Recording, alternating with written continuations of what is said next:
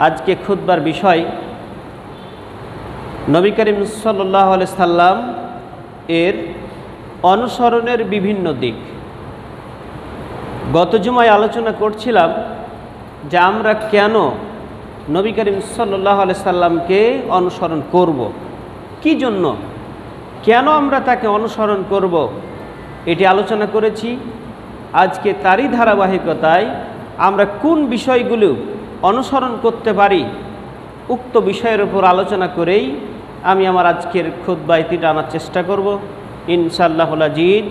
ওমা তৌফিক ইল্লা বিল্লাহ আলাইহি তাওয়াক্কালতু ওয়া ইলাইহি উনীব। সম্মানিত উপস্থিতি, মহান আল্লাহ তাআলা এই পৃথিবীতে নবী রাসূলগণ পাঠিয়েছেন।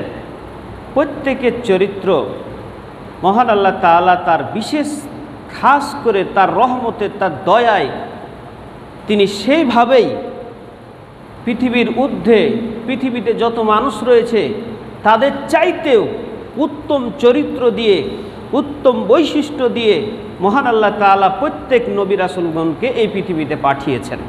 কেন পাঠিয়েছেন? কারণটা হচ্ছে আমাদের আদর্শ, তার বৈশিষ্ট্য, তার চরিত্র আমরা তাদের মতো হতে পারবো না বিধায় এমন চরিত্র মহান আল্লাহ তাআলা দিয়ে দিয়েছেন, যেই চরিত্র যদি আমাদের জীবনে বাস্তবায়ন করতে পারি তাহলে আমাদের জান্নাতে যাওয়া সহজ হয়ে যাবে। সুবহানাল্লাহ। এই জন্য সর্বপ্রথম যেই কথাটি বলতে চাই, মহান আল্লাহ তাআলা তার নবীকে এই পৃথিবীতে পাঠিয়েছেন। তার সিরাত গবেষণা করলে যেই জিনিসগুলো পাওয়া যায়, সর্বপ্রথম যেই জিনিসটি পাওয়া যায় আমাদেরকে অনুসরণ করতে হবে তার চরিত্র। তিনি এমন চরিত্রবান ছিলেন যেই চরিত্রের কথা মহান আল্লাহ তাআলা নিজেই সেটা ঘোষণা করছেন। সুবহানাল্লাহ। কেমন তিনি চরিত্রবান, কেমন তার বৈশিষ্ট্য ছিল, মহান আল্লাহ তাআলা সেই কথাটাই নিজে তিনি ঘোষণা করছেন। সুবহানাল্লাহ। চারটিখানি ব্যাপার।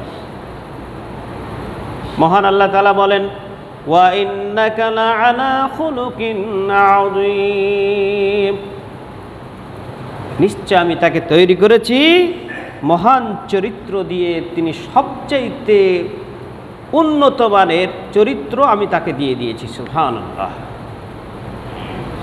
তাহলে যার চরিত্র সম্পর্কে হযরত আয়েশাকে জিজ্ঞাসা করা হলো নবীর চরিত্র কেমন, বৈশিষ্ট্য কেমন, তিনি সে কথাটাই বললেন নবীর চরিত্র হচ্ছে পুরা কোরআনটাই হচ্ছে তার চরিত্র। সুবহানাল্লাহ।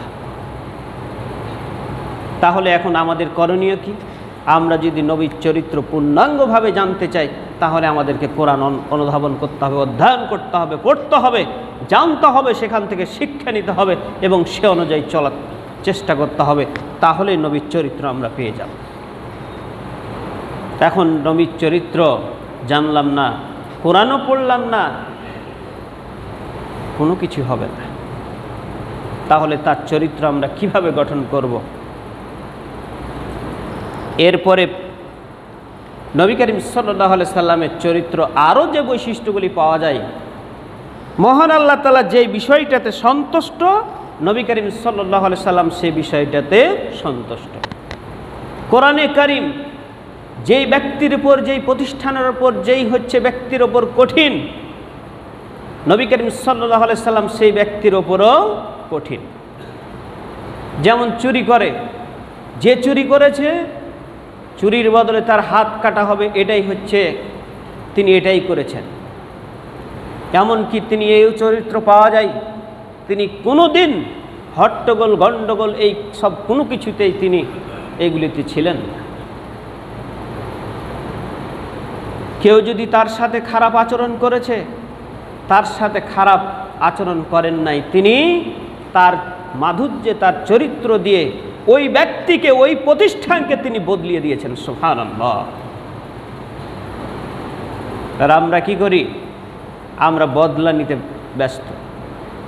কেউ যদি আমার উপর প্রতিশোধ নেয়, আমিও ঠিক তার পরিবর্তে সেই প্রতিশোধ, সেই বদলা সে অনুযায়ী, তার চাইতে না হলে একটু বেশি হলেও আমরা প্রতিশোধে বিশ্বাসী। কিন্তু নবী করিম সাল্লাল্লাহু আলাইহি সাল্লামের এমন চরিত্র ছিল, তিনি চেঞ্জ করে দিয়েছেন, পরিবর্তন করে দিয়েছেন ওই ব্যক্তিকে।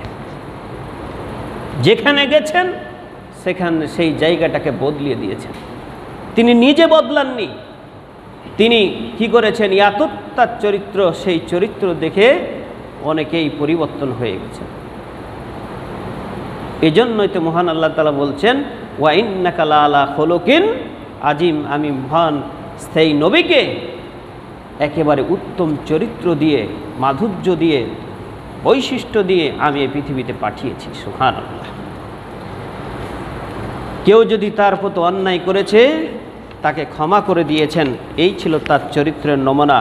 উম্মুল মুমিনিন সাফিয়া বিনতে হুয়াই তিনি বলছেন, নবী করিম সাল্লাল্লাহু আলাইহি সাল্লাম তার চরিত্র পৃথিবীর আর কাউকে আমি দেখিনি। তার যে চরিত্র ছিল এইরকম মানুষ আমি আর পৃথিবীতে কাউকে দেখিনি। আনাস রাদিয়াল্লাহু বলেন, সহিহ বুখারী এবং মুসলিম শরীফে হাদিসটি রয়েছে, নবী করিম সাল্লাল্লাহু আলাইহি সাল্লাম হযরত আনাস তিনি বলছেন, আমি এমন কিছু কাজ করেছি সেটার তিনি যে প্রশ্ন করেছেন যে কেন করলা, এমন কিছু কাজ করে ফেলেছি তুমি কেন করলা, আর কিছু করিনি, এজন্য তিনি প্রশ্ন করেননি যে তুমি কেন করনি, কেন করেছ এবং কেন করনি, এই কথা কোনোদিন তিনি বলেননি। তিনি বলছেন যে আমি 10 বছর ছিলাম নবী করিম সাল্লাল্লাহু আলাইহি সাল্লামের সাথে। আরেকটি হাদিসে রয়েছে, নবী করিম সাল্লাল্লাহু আলাইহি সাল্লাম হযরত আনাসকে একটা কাজের জন্য পাঠিয়েছেন, সেই কাজটাতে তাকে বলছেন যে তুমি যাও। তিনি বলছেন যে আমি যাব না, কিন্তু আনাস বলছেন আমার মনে চাচ্ছে, মনে বড় স্বাদ, নবী করিম সাল্লাল্লাহু আলাইহি সাল্লাম যে কথাটা বলছেন আমি করব, কিন্তু আমার কথা আমি করব না, এই কথাটা বলা হয়ে গেছে। এর তাফসিরে বা এর ব্যাখ্যায় যে কথাটা রয়েছে যে আমি যাব না, এই কথাটার অর্থ হচ্ছে হযরত আনাস তখন খুব ছোট ছিলেন, যেই সময়তে শরীয়তের যে আইন বা বিধিবিধান তার উপর কার্যকর তখনও হয়নি। হাদিস বিশারদগণ এই ব্যাখ্যাটি করেছেন যে তার শরীয়তের উপর কোনো বিধান তার উপর কার্যকর হয়নি বিধায় তিনি এই কথাটা বলেছেন। এবং আরও যে কথাটি পাওয়া যায়, রাসূল সাল্লাল্লাহু আলাইহি সাল্লাম দেখছেন যে একটা কাজে পাঠিয়েছেন, সেই কাজে গিয়ার পরেও সেই কাজটা তিনি আসছেন না। নবী করিম সাল্লাল্লাহু আলাইহি সাল্লাম বের হয়ে দেখছেন বাচ্চারা এক জায়গায় খেলাধুলা করছে আর ঠিক ওখানে আনাস রয়েছেন। নবী করিম সাল্লাল্লাহু আলাইহি সাল্লাম গিয়ে সেখানে দাঁড়িয়ে গেলেন। দাঁড়ানোর পরে পরক্ষণে আনাসের চোখ নবী করিম সাল্লাল্লাহু আলাইহি সাল্লামের চোখ এক হয়ে গেছে।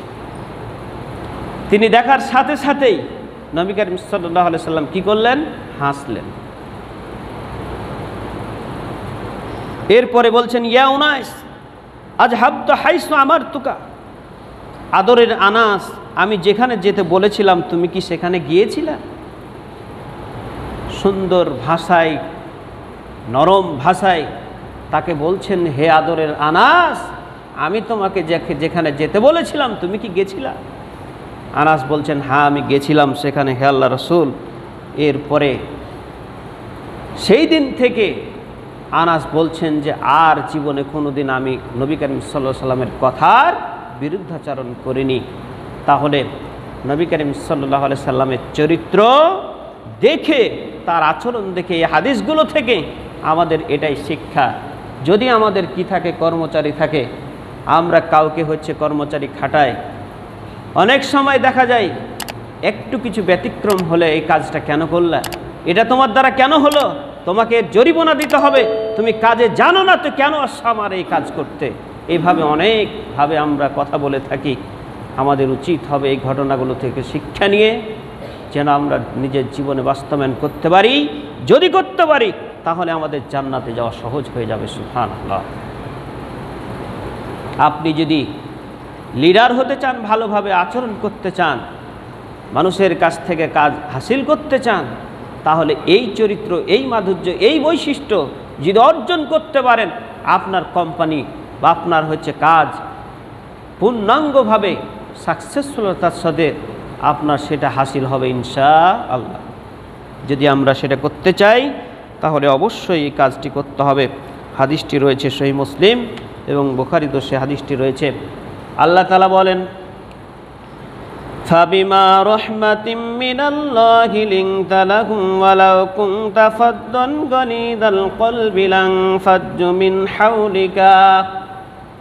নবী করিম সাল্লাল্লাহু আলাইহি সাল্লামের চরিত্র সম্পর্কে মহান আল্লাহ তাআলা আরো বলছেন, আল্লাহর অনুগ্রহে, আল্লাহর দয়ায় তোমাকে কি করেছেন, মিনাল্লাহি লিনতা লাহুম ওয়ালাউ কুনতা ফাদ্দান গালিযাল কলবি। তুমি যদি নরম হৃদয়ের না হতে, কোমল হৃদয়ের না হতে, নরম আচরণ, সুন্দর আচরণ যদি না করতে মানুষের সাথে, ওয়ামান হাওলাকা ওয়ালাউ কুনতা ফাদ্দান গালিযাল কলবি লানফাজ্জু মিন হাওলিকা, তাহলে তোমার আশেপাশে ভালো ভালো লোকদেরকে তুমি পেতে না। তাহলে মহান আল্লাহ তাআলা তার নিজ অনুগ্রহে নবী করিম সাল্লাল্লাহু আলাইহি সাল্লামকে ভালো বন্ধুসুলভ, নরম আচরণ, কোমল হৃদয় এই জিনিসটি দিয়েছেন। বিধায় নবী করিম সাল্লাল্লাহু আলাইহি সাল্লামের আশেপাশে ইসলাম ধর্ম মানুষ গ্রহণ করেছে। ভালো আচরণের ফলেই তার কাছে, নবীর কাছে সবসময় মানুষ এসেছেন, ইসলাম ধর্ম গ্রহণ করেছেন। এটা হচ্ছে একটা গুণ, নেতার বৈশিষ্ট্য হবে এমন। তাহলে এক নম্বর যে বৈশিষ্ট্যটি পেলাম সেটা হচ্ছে নবী করিম সাল্লাল্লাহু আলাইহি সাল্লামের আচরণ। আরও অনেক বৈশিষ্ট্য রয়েছে, তাহলে এক নম্বর যে আচরণ সেটা হচ্ছে তিনি হচ্ছেন উত্তম চরিত্র।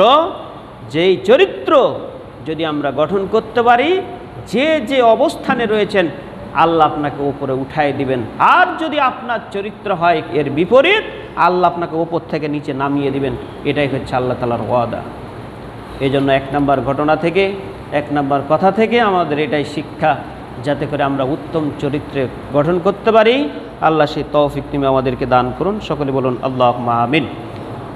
এরপরে দ্বিতীয় নম্বর যে বৈশিষ্ট্য সেটা হচ্ছে হায়া ও লজ্জায় তিনি আদর্শ। তিনি এমন লজ্জাশীল ছিলেন, যেমন কুমারী মেয়েরা কোনো জিনিস নিয়ে খুব লজ্জা শরম করে, ঠিক এর চেয়েও বেশি নবী করিম সাল্লাল্লাহু আলাইহি সাল্লাম তিনি লজ্জা পেতেন প্রত্যেকটা বিষয়ে। তিনি কোনো অপছন্দনীয় জিনিস যদি দেখতেন, তার চেহারায় সেটা বোঝা যেত যে নবী করিম সাল্লাল্লাহু আলাইহি সাল্লাম এই জিনিসটি পছন্দ করেন না। তৃতীয় নম্বর যে বৈশিষ্ট্য সেটা হচ্ছে দয়া ও স্নেহে তিনি আদর্শ। মানুষের প্রতি তিনি এত দয়াশীল ছিলেন। মহান আল্লাহ তাআলা বলেন, ওয়ামা আরসালনাকা ইল্লা রাহমাতাল লিল আলামিন। আল্লাহ তাআলা বলছেন, ওয়ামা আরসালনাকা, আমি তোমাকে এই পৃথিবীতে পাঠিয়েছি রাহমাতাল লিল আলামিন, গোটা বিশ্বের জন্য রহমত স্বরূপ তোমাকে আমি এই পৃথিবীতে পাঠিয়েছি। আবু যর থেকে বর্ণিত, তিনি বলেন নবী করিম সাল্লাল্লাহু আলাইহি সাল্লাম বলছেন, মহান আল্লাহ তাআলা তার নবীকে এত সুন্দর ব্যবহার, এত আচরণ, এত সুন্দর দিয়েছেন। তার একটি বর্ণনা পাওয়া যায়, নবী করিম সাল্লাল্লাহু আলাইহি সাল্লাম গভীর রাত্রে তিনি সালাত আদায় করছেন, একটা আয়াত তিনি বারবার তিনি তেলাওয়াত করছেন। সে আয়াতটি হচ্ছে, ইন তুআজ্জিবহুম ফাইন্নাহুম ইবাদুকা ওয়া ইন তাগফির লাহুম ফাইন্নাকা আনতাল আজিজুল হাকীম। আয়াতের অর্থ হচ্ছে, ইন তুআজ্জিবহুম, যদি তুমি তাদেরকে শাস্তি দাও, ফাইন্নাহুম ইবাদুকা, তারা তো তোমারই বান্দা। এরপরে ওয়াইন তাগফির লাহুম, আর যদি তুমি ক্ষমা করো, ফাইন্নাকা আনতাল আজিজুল হাকীম, তাহলে তুমি হচ্ছে পরাক্রমশালী ও প্রজ্ঞাময়। এই আয়াতটা যখন তেলাওয়াত করছেন, আয়াতটা পড়তে পড়তে পড়তে একেবারে ফজর হয়ে গেছে। সাহাবীগণ বলছেন যে এই আয়াতটা পড়তে পড়তে তিনি ফজর করে ফেলেছেন। এত নামাজের প্রতি গভীরতা, এমন হচ্ছে দীর্ঘ, এই আয়াতটা পড়তে পড়তে তার ফজর হয়ে গেছে। মানে হলো যে আল্লাহ, তুমি যদি তোমার এই বান্দাদেরকে কষ্ট দাও, শাস্তি দাও, তোমারই তো বান্দা, আর যদি ক্ষমা করো তাহলে তো তুমি হচ্ছেন পরাক্রমশালী ও প্রজ্ঞাময়। আল্লাহ, মহান আল্লাহ তাআলা নবী করিম সাল্লাল্লাহু আলাইহি সাল্লাম এই বান্দাকে এত বেশি ভালোবাসতেন, বান্দার জন্যই সব সময় তিনি কাঁদতেন, আল্লাহর কাছে দোয়া করতেন যে আল্লাহ, তুমি তোমার বান্দাদেরকে ক্ষমা করো। আর আমাদের দেশের নেতারা কি করে,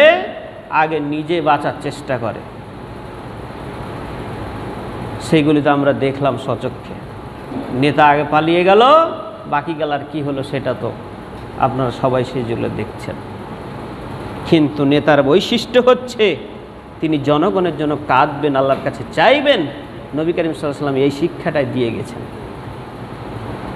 তিনি কেঁদেছেন, দোয়া করেছেন, আল্লাহর কাছে এই বান্দার জন্য মাফ চেয়েছেন, রহমত চেয়েছেন, আল্লাহর কাছে ক্ষমা চেয়েছেন বান্দাদের জন্য। নিজের সব কিছু আল্লাহ তাআলা ক্ষমা করে দিয়েছেন।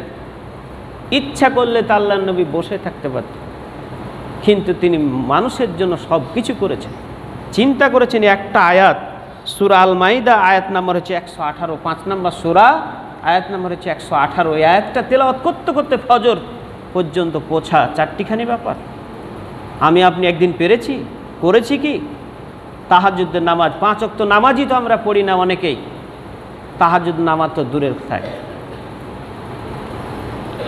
তাহলে তৃতীয় নাম্বার যে বৈশিষ্ট্য সেটা হচ্ছে দয়া ও স্নেহে তিনি আদর্শ, আমাদেরকে এই কাজটি করতে হবে। চতুর্থ নাম্বার যে বৈশিষ্ট্য সেটা হচ্ছে বন্ধুত্ব, ভালোবাসা ও প্রতিশ্রুতি রক্ষায় তিনি আদর্শ। তিনি আচরণগুলো দেখিয়ে গেছেন, মানুষের সাথে কিভাবে বন্ধুত্ব করতে হবে, বন্ধু কোনগুলো হবে, তাদের সাথে আচরণ কেমন হবে, এইগুলি দেখিয়ে দিয়ে গেছেন। বড় মানুষের সাথে কীরূপ আচরণ হবে, ছোট বাচ্চাদের সাথে কীরকম আচরণ হবে। আমরা ছোট বাচ্চাগুলোকে যখন নামাজ পড়তে আসে দেখা যায় তাদের সাথে আমরা বিরূপ আচরণ করি, খারাপ আচরণ করি, তাদেরকে আমরা পাশে নিয়ে দাঁড়াতে চাই না, নামাজ পড়তে আসতে চাই না, আমাদের আচরণের কারণে। নবী করিম সাল্লাল্লাহু আলাইহি সাল্লাম কী করতেন? ছোট বাচ্চাগুলোকে সালাম দিতেন। আপনি যখন ছোট বাচ্চাগুলোকে সালাম দিবেন, ওই বাচ্চাগুলো যখন আপনাকে আরেকদিন দেখবে তারা আপনাকে আগে সালাম দেওয়ার চেষ্টা করবে। আর আমরা কি করি? সরো সরো সরো, হট, তুমি এখন নামাজ পড়তে এসেছো মানে। দেখা গেছে একটা রিপোর্টে দেখলাম, বিশেষ করে বাংলাদেশে নামাজির সংখ্যা কমে যাচ্ছে। তার অন্যতম যে কারণটি হচ্ছে সেটা হচ্ছে আমরা বাচ্চাদের সাথে ভালো আচরণ করি না।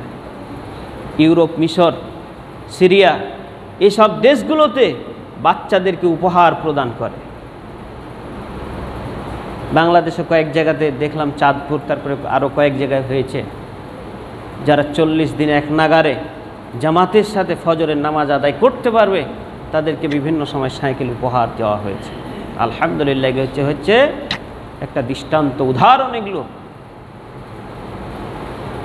কিন্তু বিভিন্ন মসজিদে বিভিন্ন মানুষ ছোট বাচ্চাগুলো আসলে তাদেরকে দেখতে পারেন, হটাই দেয়, সামনে যদি আসতে চাই তাদেরকে পিছনে সরাই দেয়।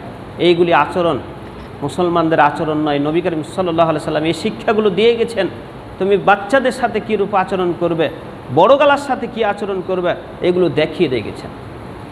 নবী করিম সাল্লাল্লাহু আলাইহি সাল্লাম এও বলছেন, তোমরা যদি বড়দের সাথে ভালো আচরণ না করো তাহলে তোমরা আমার উম্মত নই। আল্লাহর নবী বলছেন তাদেরকে আমি উম্মত হিসেবে গ্রহণ করব না, তারা বাতিল। আজকে ছোট্ট ছোট জেনারেশন এমন রয়েছে বড়গুলোকে দেখতে পারে না,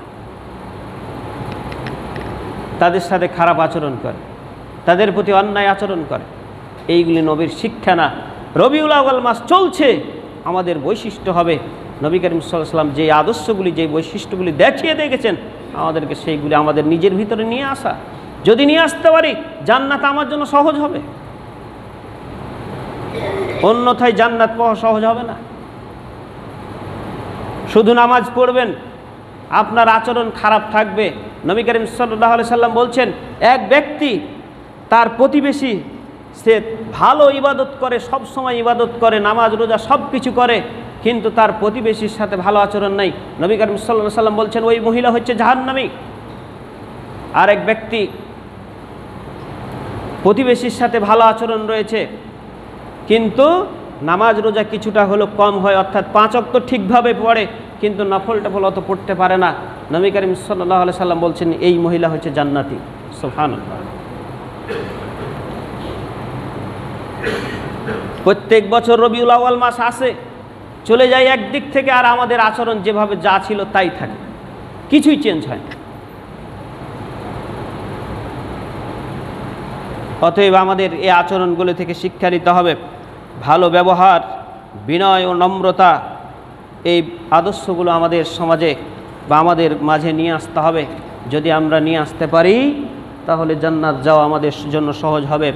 এরপরে ৫ম নাম্বার যে বৈশিষ্ট্য আমাদের আনতে হবে সেটা হচ্ছে ক্ষমাশীলতা।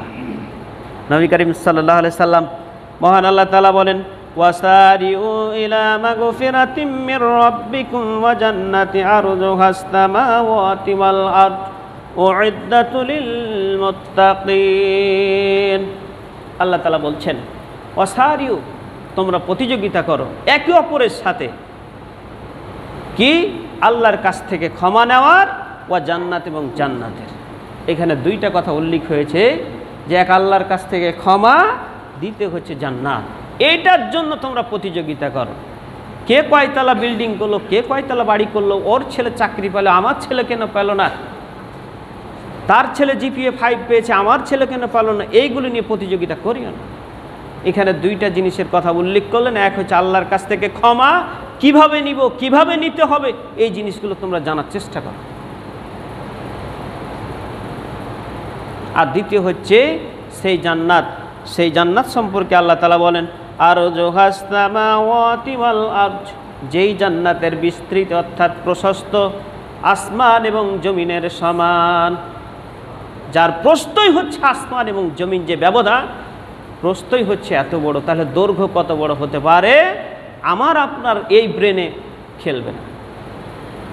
এরপরে বলে দিচ্ছেন, উইদ্দাত লিল মুত্তাকিন, তোমরা মুত্তাকিদের, এইগুলি প্রস্তুত করে রাখা হয়েছে মুত্তাকিদের জন্য। এখন মুত্তাকি কাদেরকে বলা হয়? আল্লাযীনা ইউনফিকুনা ফিস সাররাই ওয়া দাররাই ওয়াল কাযিমিনাল গায়যা ওয়াল আফিনা আনিন নাস।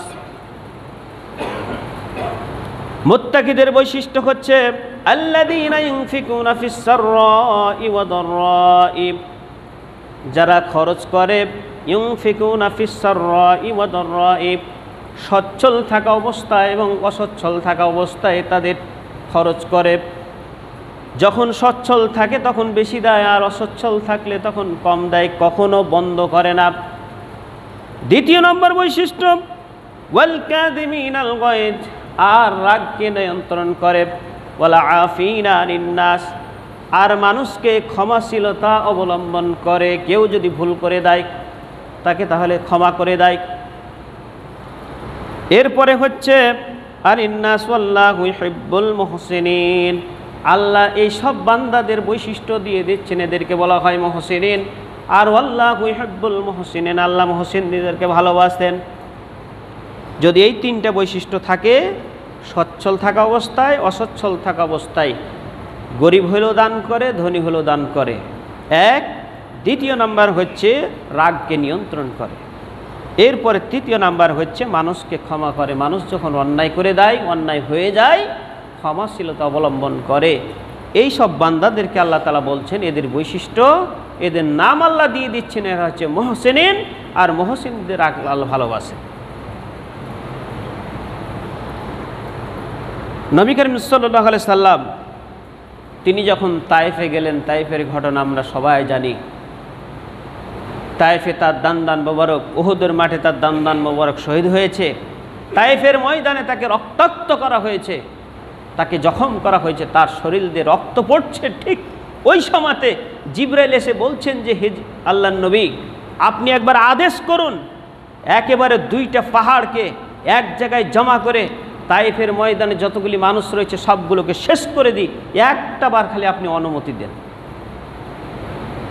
নবী করিম সাল্লাল্লাহু আলাইহি সাল্লাম বলছেন যে, আমি প্রতিশোধ নিতে আসি নাই, আমি কি করতে এসেছি? আমি প্রতিশোধে বিশ্বাসী না, আমি বদলে দিতে এসেছি। তাদেরকে আমার আচরণ দিয়ে, সৌন্দর্য দিয়ে, নম্র ব্যবহার দিয়ে আমি তাদেরকে বদলে দিব ইনশাআল্লাহ। এরপরে আরও যে ঘটনাটি পাওয়া যায় সেটা হচ্ছে পরবর্তীতে সেই নবী করিম সাল্লাল্লাহু আলাইহি সাল্লাম আরেকটি যে ঘটনা পাওয়া যায়, বাবলা গাছের নিচে তিনি আরাম ফরমাচ্ছিলেন। ঠিক সেই সময় একজন ইহুদি এসে বলল, তরবারিটা নিয়ে বলছে, তোমাকে আমার হাত থেকে কে রক্ষা করবে? পর্যায়ক্রমে প্রায় 3 বার একই কথা। পরবর্তীতে নবী করিম সাল্লাল্লাহু আলাইহি সাল্লাম সেই অস্ত্রটা নিয়ে নিলেন, নিয়ে নেওয়ার পরে বলছেন যে আমার হাত থেকে এখন তোমাকে কে রক্ষা করবে? তখন বলছেন যে তুমি। আল্লাহ নবী তাকে ছেড়ে দিলেন। এই ঘটনাগুলি আহমদ, বুখারী, মুসলিম, নাসাই, বাইহাকি, মিসকাতের নম্বর হচ্ছে 5305 নম্বর হাদিস। আর সচ্চরিত্র চারিত্রিক গুণাবলী এই বইয়ে কথাটি রয়েছে 86 নম্বর পৃষ্ঠায়।